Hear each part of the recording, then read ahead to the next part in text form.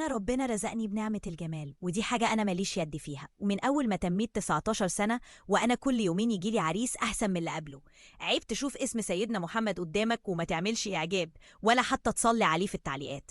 بس أنا تفكيري كله كان في الدراسة، وحلمي إن أنا أخلص وأسافر برا مصر.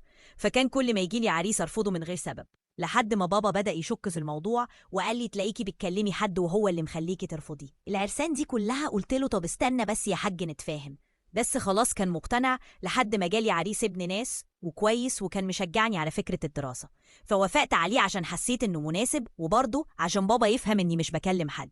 فبابا لما لقاني وافقة قال لي تلاقي ده الشملول اللي انتي ماشية معاه، وقال لي طب والله ما انتي متجوزة، وراح رافض العريس. قلت الحمد لله جت منه المرة دي. الموقف التاني برضه نفس البنت بتقول. أنا لما جارتنا اللي ساكنة قدامنا بنتها اتخطبت، لقيتها جاية بتقول لماما بكل برود واستفزاز إيه مفيش حد جاي.